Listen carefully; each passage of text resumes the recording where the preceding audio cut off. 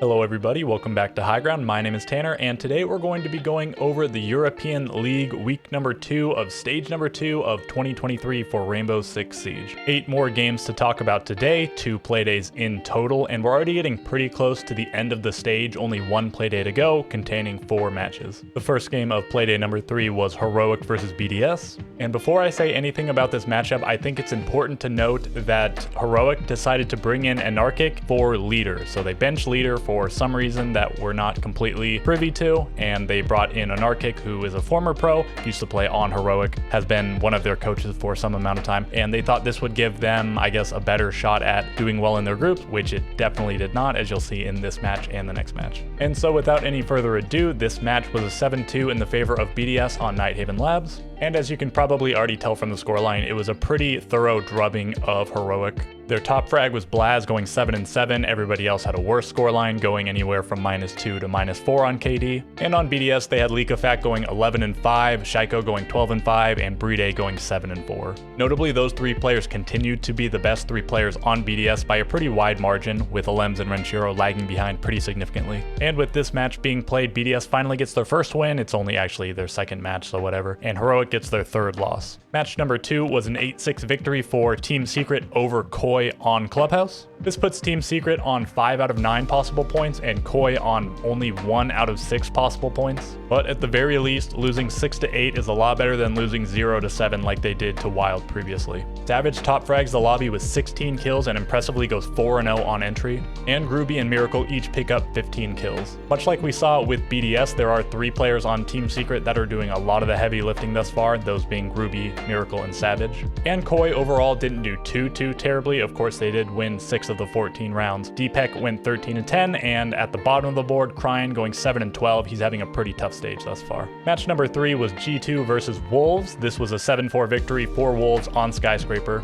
With this result, G2 get their first loss in 3 games, and Wolves is on the full 6 out of 6 points. And if you were just watching the score, it looked like G2 might have taken this one down. At various points in the game, they were up 2-0 and then later 4-3, but of course they started on the defensive half of Skyscraper and were only able to pick up 3 rounds. And so with the map usually being pretty defender-sided, Wolves were able to piece together 4 rounds in a row to bring it from 3-4 to 7-4. On the side of Wolves, Bibu and Mowgli were probably the 2 standouts, Bibu going 9-6 on kills with 2 plants, and Mowgli going 12-10 on kills and 4-1 on entry. As for the other 3 Wolves players, they all went even or better on kills. And over on G2, we see Benja going 10-9 and Alamau not doing too hot, going 4-11. Alamau has actually slowed down a ton from his really great start. In the first 3 rounds of the stage, he was 10-0, and then in the rest of that first game, he went 7-8. In the second game that they played, he went 7-10, and now in this game, he went 4-11. And obviously, you can't actually just discount those kills. Those 3 rounds that he secured with those 10 kills were instrumental in securing the team 3 points against BDS.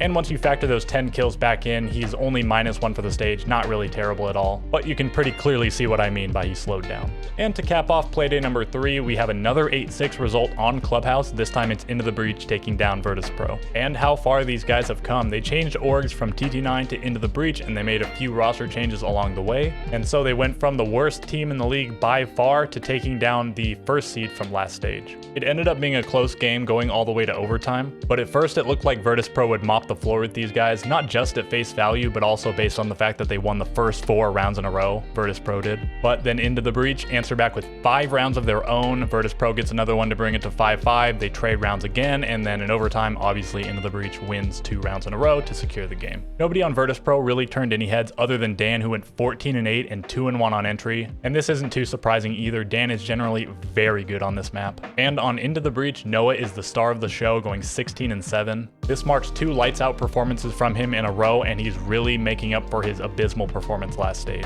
Moving into playday number 4, we have another Into the Breach game. This time it is a 7-5 victory over Koi, and this marks their 3rd win of the stage, but their 1st in regulation. The standout player for Into the Breach was definitely Kendrew, going 12-5 on kills with 100% cost and 2 plants. Over on Koi, we saw a monster performance from Jigsaw, going 16-7, but unfortunately not enough to get his team across the line, let alone into overtime. And today was actually Hosty's birthday. He went 4-11 and his team got eliminated from playoff contention, so I'm sure not a great one. At this point, Koi's last chance of making it to the major is through the LCQ. Match number 6 for the week, this time Wolves versus Heroic, and it's another 7-2 3-2 loss for Heroic. They play on Bank, and we see decent performances out of Joom and Astro, but pretty abysmal ones out of Kayak, Blaz, and Anarchic. It was also Anarchic's birthday today, and he went 1-8 and his team got smoked, so probably not a great birthday for him either. P4 and Mowgli were the top dogs for Wolves. Their kills combined for 22 of the team's 37 overall, and everybody on Wolves went even or better on kills, and only Deadshot went negative on entry, going -1. For the penultimate game of the week, we see the second 7-0 of the stage. The first one was Wild over Koi, and this time it's Virtus Pro over Wild. They played on Consulate, so we saw a Consulate and a Nighthaven Labs for the week in Europe. And what can you really say about the stats? It's a 7-0. Dan went 8-1, only dying in the very last round. Pasha went 7-5, Always went 7-3, Shepard went 7-4. And on Wild, the closest thing we had to a player going even was Jags on 6-7. And for the final game of the week, BDS take down M&M 7-4 on Cafe. Bolotov does pretty well, going 12-9 on KD, 4-1 on entry, actually putting his team at +3 overall on entry.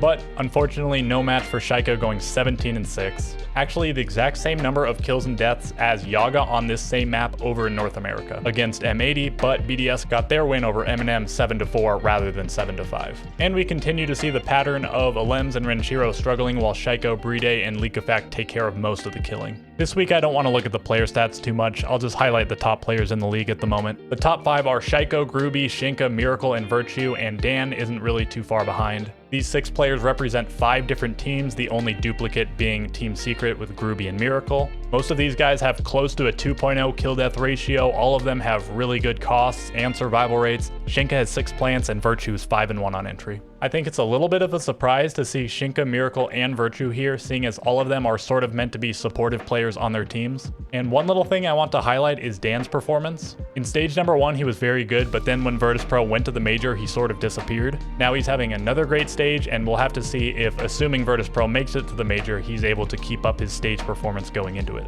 On the topic of maps, we've now seen every map played at least once. In Europe, Bank and Chalet have been the only attacker-sided maps. Consulate was dead even over the 2 times it was played, and Cafe was the only other map that wasn't very defender-sided at 55%, each of the other maps well over 60% for the defenders. But do keep in mind this was a really small sample size, even the most played maps only played 3 times so far in Europe. And so finally, let's talk about the standings. In Group A, from top to bottom, we have Virtus Pro, Into the Breach, Team Secret, Wild, and Koi, and in Group B, we have Wolves, BDS, G2, M&M, and Heroic.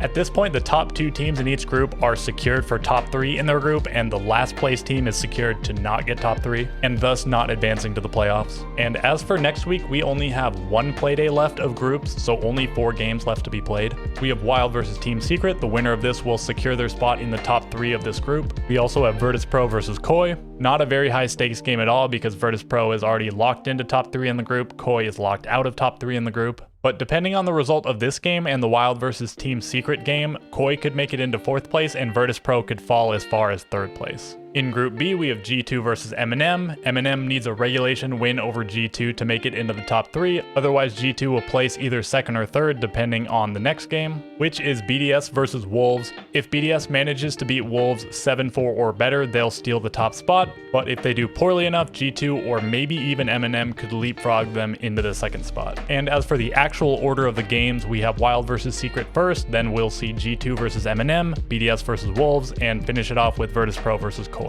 And zooming out just a bit, comparing the performances of teams this stage versus their performances last stage, we do have a good amount of changes. Virtus Pro is moving on just as they did last stage, but the other 3 teams already confirmed to go to the playoffs, Into the Breach, Wolves, and BDS, none of them made it to the playoffs last stage. And probably the biggest glow up out of all of them was Wolves, who went 0-4 in their group last stage and are currently 3-0 in their group right now. Although there was obviously also a massive improvement going from TT9 last stage to Into the Breach this stage. And so I think that's going to do it for me. Comment below which player has impressed you the most in Europe this stage. And don't forget to like and subscribe. I will catch you guys next time.